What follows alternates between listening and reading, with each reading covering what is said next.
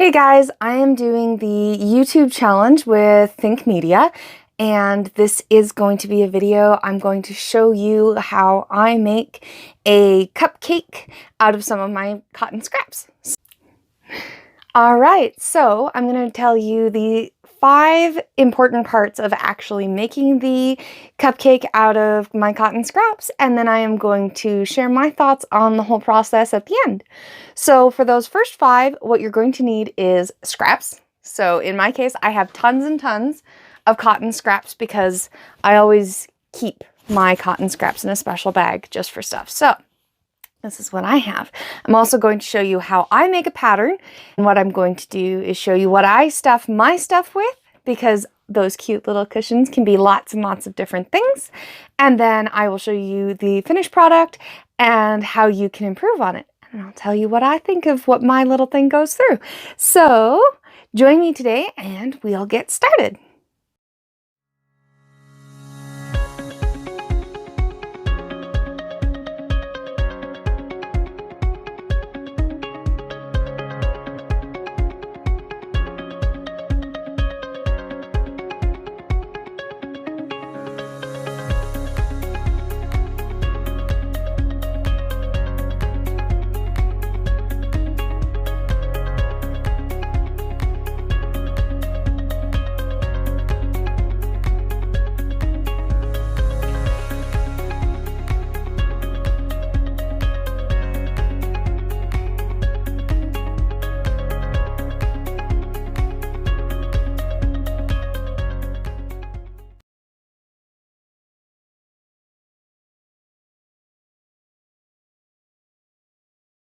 All right, so now we're going to choose our scrap fabrics. Now I just pulled out a whole pile of scraps.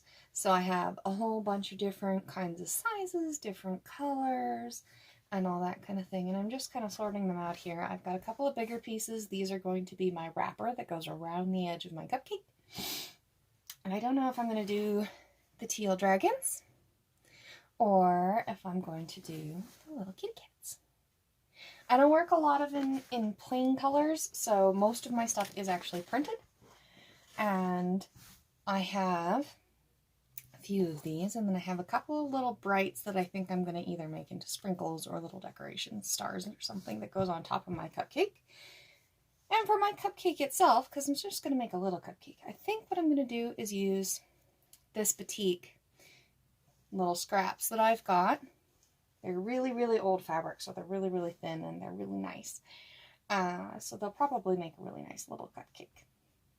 Now, when you do get your scraps, you're going to have a whole bunch of scraps that have seam lines and things like that. And what you're going to do is you're going to iron them out.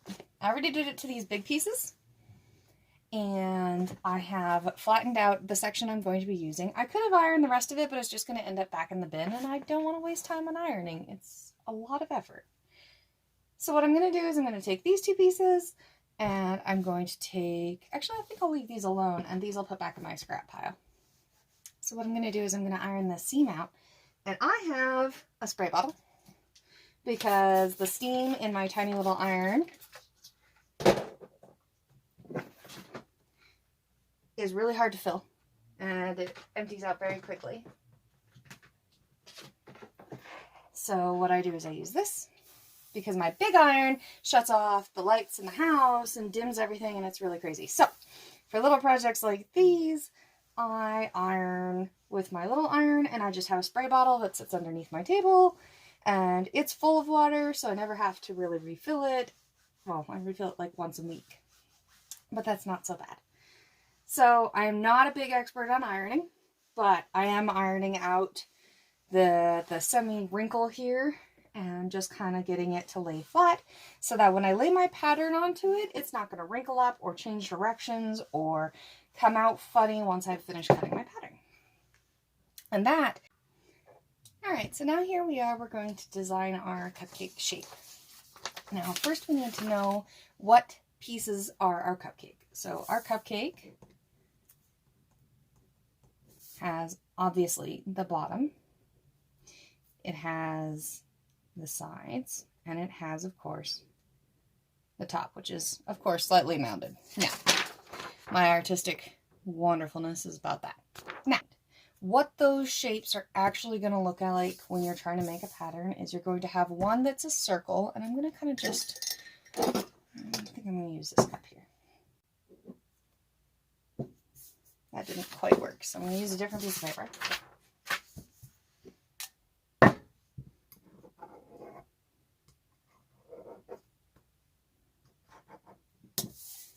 So that's going to be our top of our cupcake. So that's that big circle. Okay, because you want it to be mounded, right? So you're going to end up with a bigger circle and a littler circle at the bottom. So, and yeah, a lot of the time whenever I'm making new patterns, I just kind of grab whatever's laying around and give me the general idea. All right, so now we're going to need to cut these out. So these are my circles, and I'll cut these out and I'll show you the next step. All right, so now we have our big circle and we have our little circle. See? And this is going to end up being kind of popped up, right? So you're going to end up with an angle in this straight line here.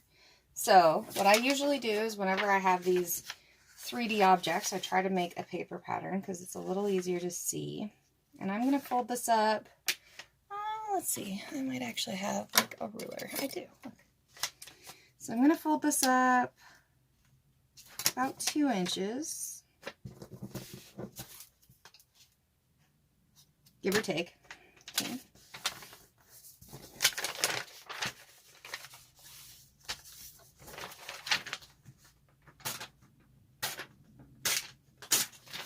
Oops. More like 1.5 inches, but whatever. This is just the first one to see what we're looking at. And we're going to take it and we're going to put it around our circle, our little circle specifically, because the big circle doesn't matter nearly as much because you can always pull in your big cupcake into a smaller area and it poofs out a little bit more. So that's all that's really going on here. So what I'm going to do is I'm going to take this and I'm going to put it around my circle. Make sure I have a big enough piece of paper to work with. Yeah, okay. And now I'm going to grab my tape, which is right here. Oops, I will be right back. I'm back. All right. So I'm going to redo my circle here because I just knocked over my bin of pins. And I'm just going to go around my circle. You can measure it exactly if you want to, but this is just going to be like my little paper mock-up template piece. I'm probably going to end up changing it once or twice in the fabric stage just because of seam allowances and stuff. Actually, I'm going to leave that little extra for now. And then I'm going to mark this line on the inside here. I can show you the inside. I'm just going to mark where the paper matches so that if it falls out or if I try to move it around or if I take it apart 7 times, which I'm about to do, I know where at least it was and what that measurement was around my circle. You can measure that and put it on the note aside. That's usually helpful. Now, I'm going to kind of take this apart and I'm going to lay it on my piece of paper. And I'm going to center it a little. So what I'm going to do is I'm going to fold this in half and give myself a nice line to work with. And I'm going to put my circles over there. And, sorry it's white on white. Hold on a second. Take my folded strip of my cupcake with that little line on it. And I'm leaving it longer for reasons. I'm going to kind of give myself some space on this paper here. And actually, I'm going to grab, since I'm working on this foam board, I can just do this and pin it down. Awesome. I'm going to mark this line. I'm going to come over here and I'm going to fold this. And I'm going to mark this line. Okay. Now we're going to go out at an angle, and usually, here's my ruler. Usually what I do is I kind of just go to the edge of the paper. Right? And now, because my pin's sitting there, it's actually really easy to spin this. That was actually quite funny. All right. So I'm going to take that and I'm going to take this. Okay. And I'm going to fold this over in half again so that all my lines meet. And then I'm going to cut out this line.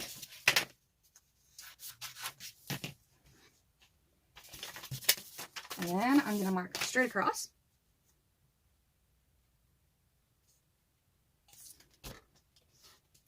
And I'm going to cut that off.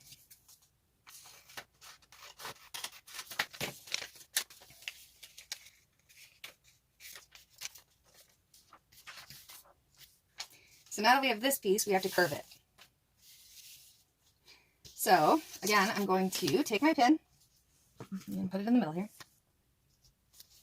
I'm going to take another pin just so my paper doesn't swivel, and I'm going to put it there. Okay? Now I'm going to remark my lines where my original was. Okay. You're going to kind of need these lines later, just so you can make sure your curves are right. Alright, now we take these out. Join our lines here. And now we're going to kind of curve it.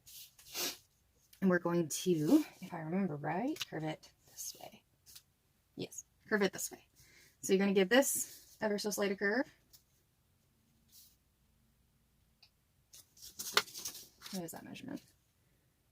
2.2 centimeters or so away from the top here. And I'm just going to curve this. And I'm going to attempt to curve this similarly.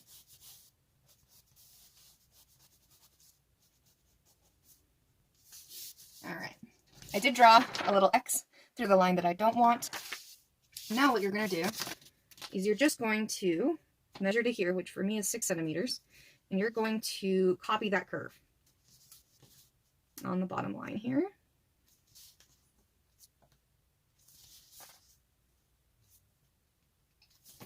And you're going to connect these ones. Need more dots, go ahead. Now you're going to have this strip, and this is the strip we are going to want in the end. I do believe we're actually going to need just a little bit of extra here, so this is what I'm going to cut out.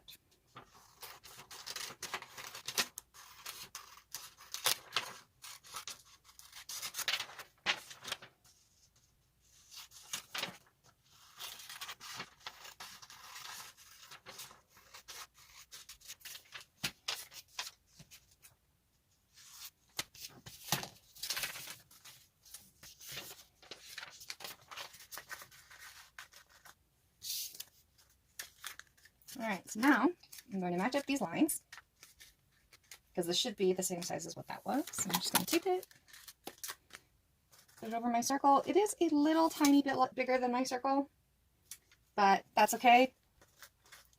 There's going to be seam allowance and things like that, and I can trim this down. Actually, what I'll do is I'm going to trim this down right now.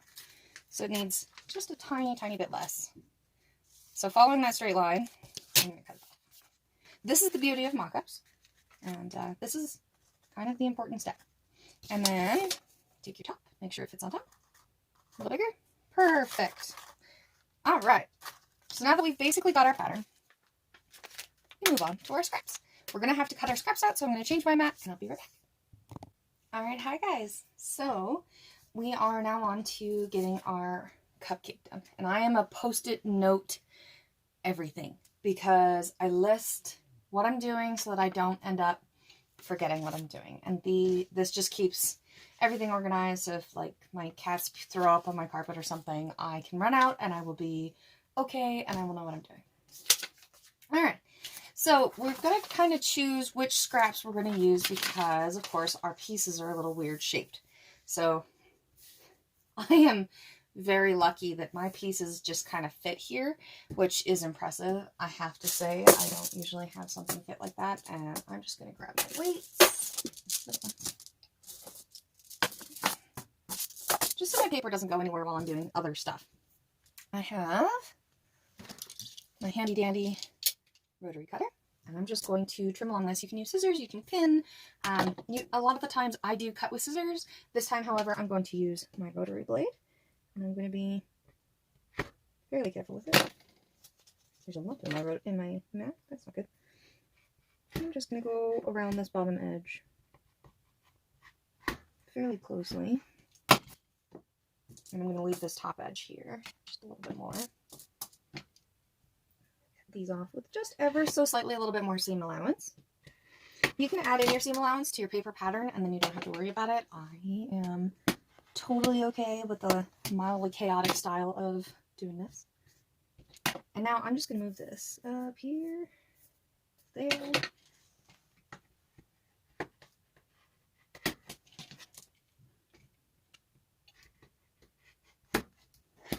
So I have my tiny bit of seam allowance on every edge. I don't need a lot. This is just going to wrap up together like this, and then you're going to seam up your edges. So it's nice and easy. So we have that piece. And I'm not worrying about which side this fabric has because batiks are printed through the fabric, so they're kind of dye saturated or whatever, so that each side is the same. So I'm not actually trying to use one specific side or the other. Plus this is scraps and it's not going to match perfectly anyway, and I am okay with that. Just because circles are kind of a nightmare to cut with a wider blade of rotary cutter. They are beyond silly.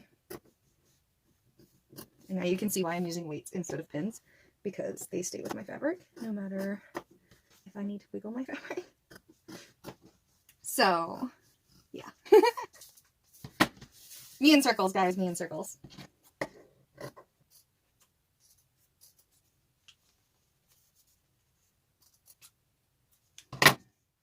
Alright, so we have our 3 pieces.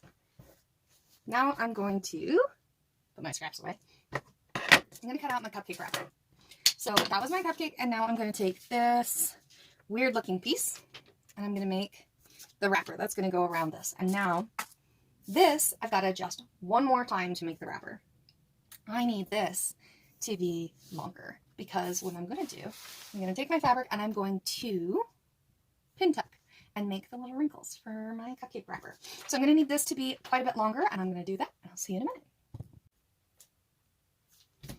Alright guys, so the thing to remember with prints is that you have to remember what direction they're going. So my direction is this way, and it's a fairly easy pattern to see. This one's really stable, obviously, so when it wrinkles up, it's probably not going to be very easily definable as what it is, but it might stay a little easier than this print here, which is quite random, which is why I chose a different one. This one's the random one, so you don't really have to worry about the direction you're going with this one, because the dragons are going in all different kinds of ways. So if I wanted to use this one, I could very easily fold it over, use half of my piece on a fold, and just cut it out like that. On directional pieces like this, I would say your best bet is to double the pattern. Literally, I just traced it out and made another one, and taped it together in the middle here, and then I can place it here and make sure that, say, I'm on at least a kitty cat here. And that way I have a central pattern, so I might be cutting off heads and other things in other directions. You can place it to make sure that you don't have any weird things. There is clear tracing templates that you can use, and I have some, but I don't bother. Usually I just cut it with my piece of paper. You can lift it up, take a look where it's going to go. And if you've got a bright, bright window like this, hang your pattern on the window. All right, so I am going to make one wrapper out of this one, and I'm going to make one wrapper out of this one. Now you're going to need this piece, and you're going to need your bottom circle. Your bottom circle is going to be the bottom base of your wrapper, okay? So you do need that part, otherwise it's going to look really funny. And see, what I'm going to do is I'm going to cut one piece out of this, one piece out of this, and one piece of each of the dragons, and I'll see you when I'm done.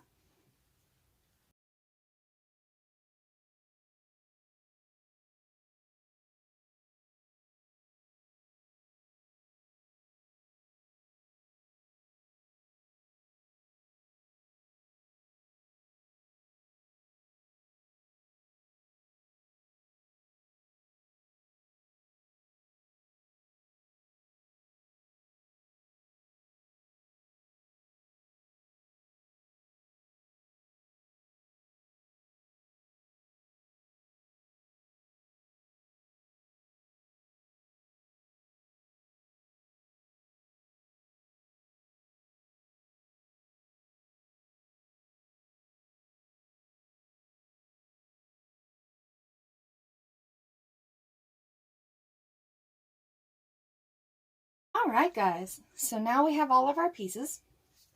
We have our cupcake,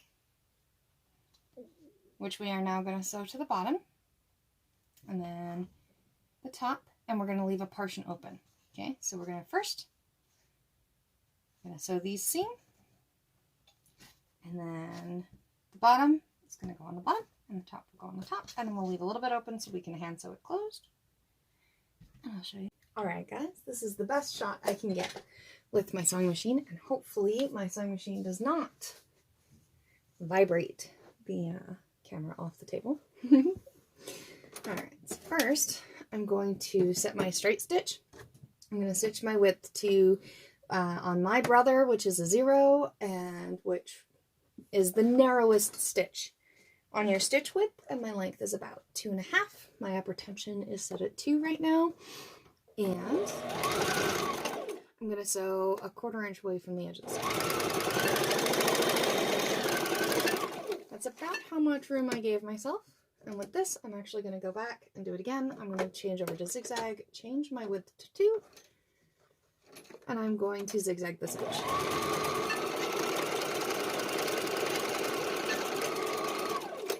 I'm doing this because I am working with cotton and cotton frays. And as much as most people iron it out and they iron it open, those seams eventually give way. So I'd much rather zigzag my seams after and then iron them in one direction. Now, I'm going to flip this to the right side open. I'm going to take my little circle, and I'm going to now pin my little circle to the bottom of my piece here.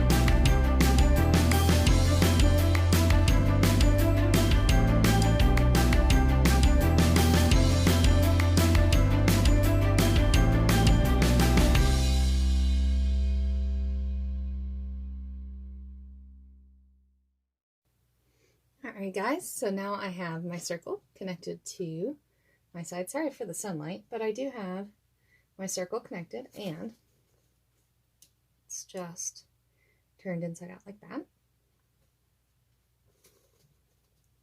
Mine's a little wrinkly, but I think it can be okay. I'm going to cover it in a wrapper anyway, so this is just the cake.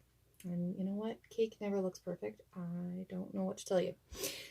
So now we're going to grab our big circle, and we're going to do the same thing, but we're going to leave a little portion open. Now remember that your big circle is actually bigger than this, so separate it into quadrants so that you end up getting it into the same place, and then you're just going to tuck some of this a little bit out of the way as you go so that it's not as in the way.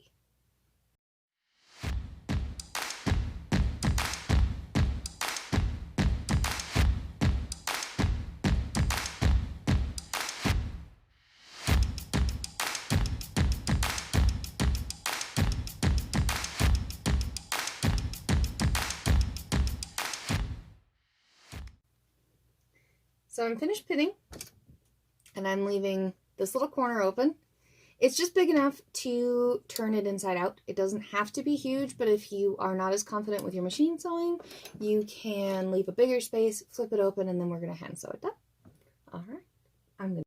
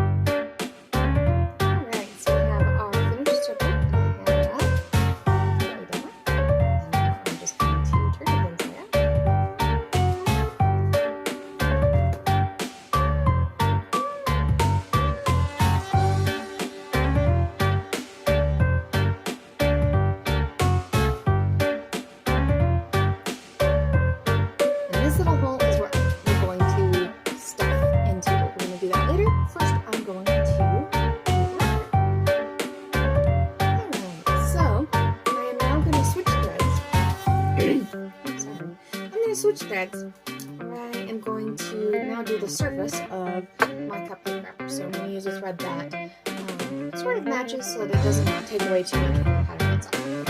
And this is where I'm going to do pin tucks. And this is going to reduce the fabric a whole bunch as I go. And we'll also show you as we go. So first of all, most people, when you're doing pin tucks, the best idea is to draw your line. Draw your lines evenly spaced apart so that you don't misshape your fabric. But since we're testing this pattern and you're just gonna wing it, we're gonna do it this way. And then we're going to pick a different color for the teal one. I think I have a thread that might match this one, or we'll go for a gold or something. So I'll show you how I do pin tucks. Alright. So I'll show you what I've done. I am folding over a little bit away because this edge is actually going to be sewn into the seam, so my first pin tuck can be a little further away from the edge. And I'm just folding my fabric semi-evenly because this is a funny circle, so I might have to move a couple of pin tucks, but we'll see how it goes. And what I'm doing is lining it up on my foot with the inside circle. So 1/8. It is 1/8. So it's 1/8 of an inch away from the edge. And so I'm going to do that. And I'm just going to straight stitch. I will straight stitch if I'm set right.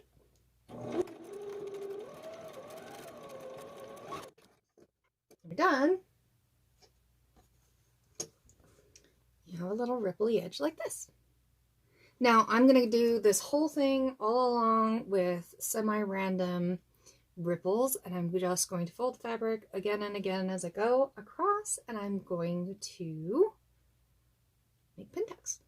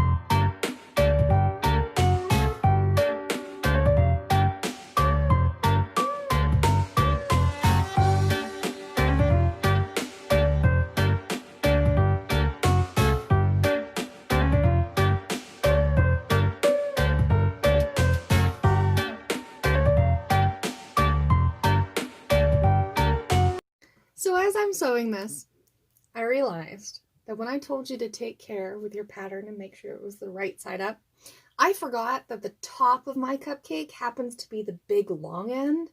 So all of my cats are technically upside down. So I guess this one's going to be upside down cupcake. Okay, guys. So I have all my pin tucks done. I am now going to sew the right sides together, both sides, and I'm going to leave a portion of this middle section so that I can flip it inside out, and then I will be able to top stitch along the edges and make it stand up. Now, I'm going to flip this and leave this flat. I'm not ironing it because I don't want my pin tucks to move. I have them sitting up, and if usually you would iron them down in one direction or the other, but because this is going on a circle, I don't want to do that. So I'm just going to leave them in the hidgety-pidgety way that they are, like this cupcake is going to get peeled. Alright, so I'm going to leave gold on the top, and I'm going to use the kitty cat color, which mine was a bright yellow, and this is just serger thread. I don't actually use regular polyester threads, so it does fray a lot more, and I have to clean my machine a lot more. So there's that. But it works really good, so it's not so bad. All right. All right, so I'm now going to top stitch. I'm using the light yellow that is my cat thread, which is on the bottom, so I'm going to put it on the bottom, and I'm going to use gold on the top so that I can match the gold that I used in this turquoise. And I wanted to mention that once I'm finished pin tucking, I actually did compare it to my pattern so that it was approximately the same size as my pattern, give or take a little bit, because I am going to take in another seam. So this seam is going to come in and it'll be like this. So once I'm finished this, I will go in and do that. Now I am going to attach the bottoms by hand, and I have to stuff the cupcake itself. So when I get there, I'll show you.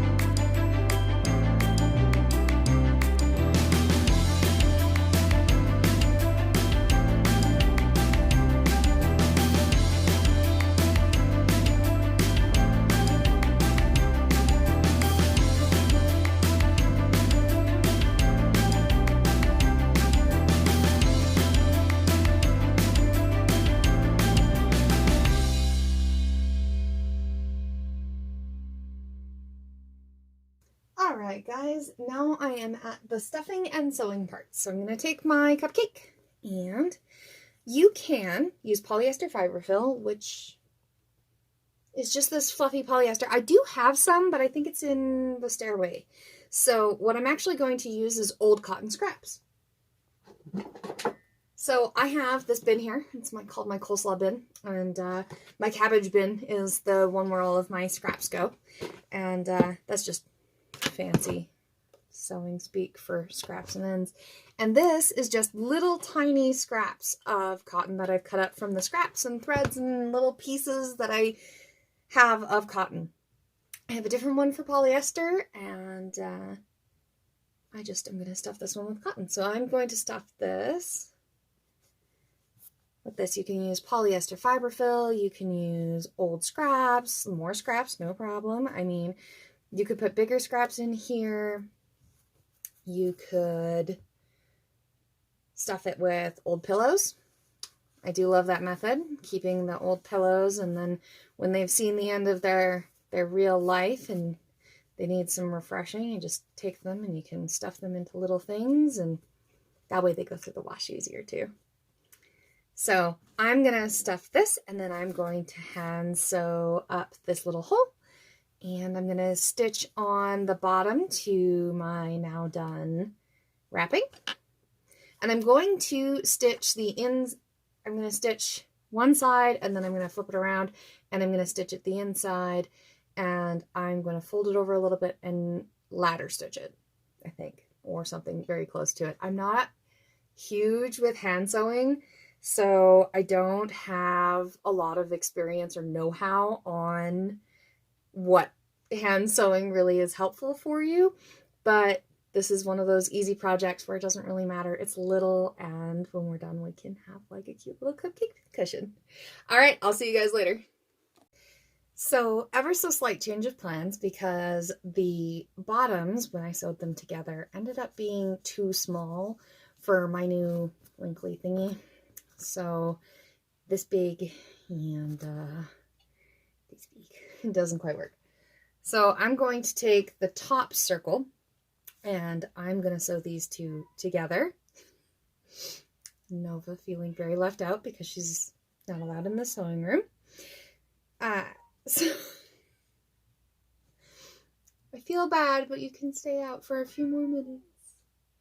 So I've taken the big circles, and what I'm doing is I'm going to sew them together. I'm going to flip them inside out like I did for this, and then I'm going to sew them to the bottom here.